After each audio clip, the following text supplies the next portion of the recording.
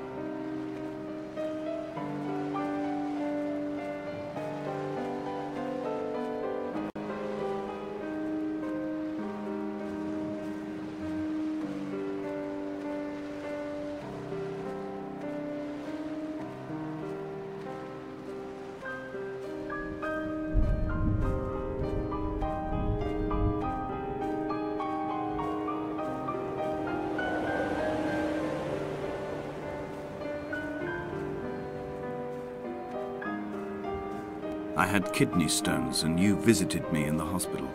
After the operation, when I was still half submerged in anesthetic, your outline and your speech both blurred. Now my stones have grown into an island and made their escape, and you have been rendered opaque by the car of a drunk.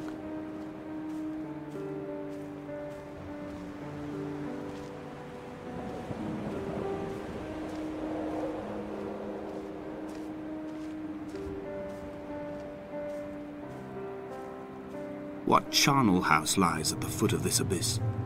How many dead shepherds could fill this hole?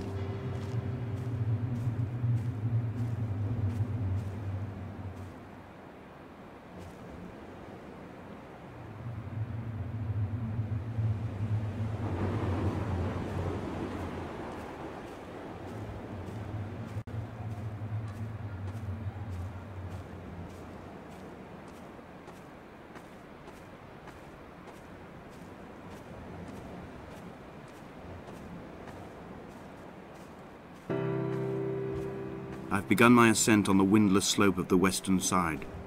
The setting sun was an inflamed eye squeezing shut against the light shone in by the doctors. My neck is aching through constantly craning my head up to track the light of the aerial. I must look downwards, follow the path under the island to a new beginning.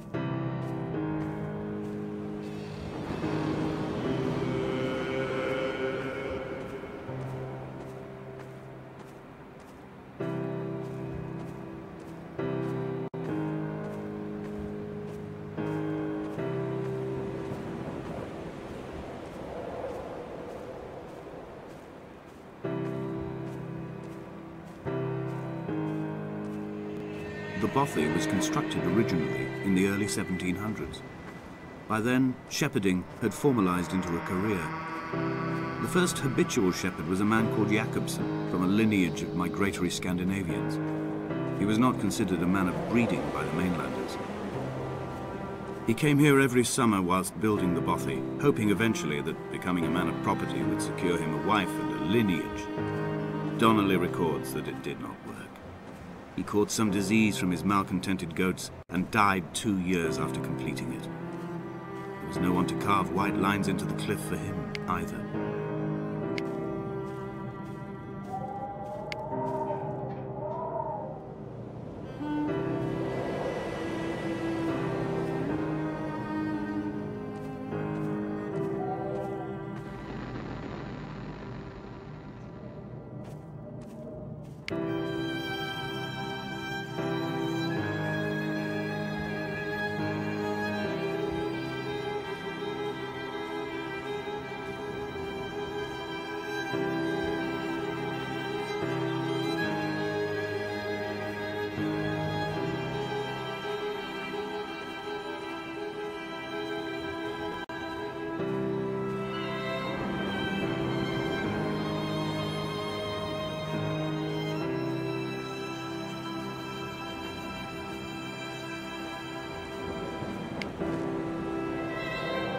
My heart is landfill.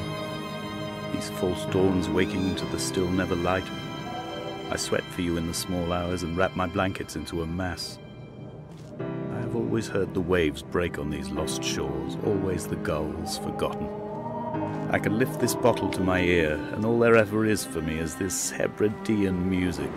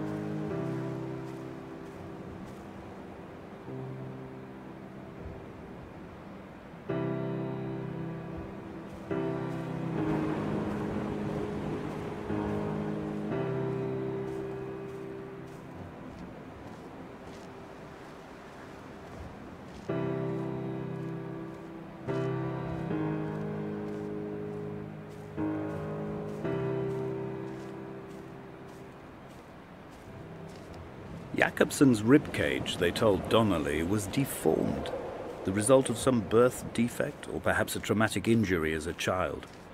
Brittle and overblown it was, and desperately light. Perhaps it was this that finally did for him, unable to contain the shattering of his heart. In half-light, his skeleton a discarded prop, a false and calcified seabird.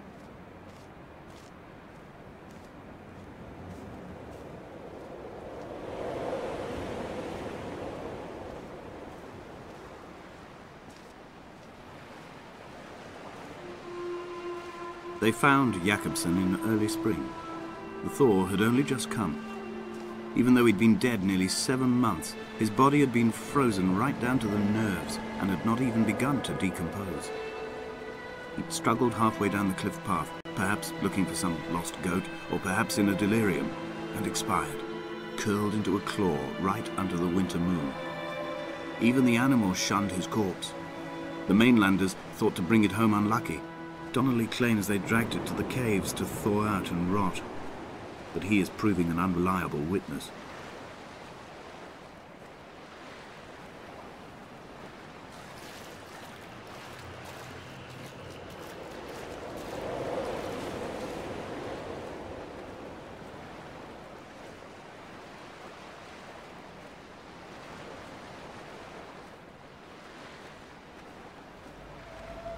Climbing down to the caves, I slipped and fell and have injured my leg. I think the femur is broken. It is clearly infected. The skin has turned a bright, tight pink, and the pain is crashing in on waves, winter tides against my shoreline, drowning out the ache of my stones. I struggled back to the bothy to rest, but it has become clear that there is only one way this is likely to end. The medical supplies I looted from the trawler have suddenly found their purpose. They will keep me lucid for my final ascent.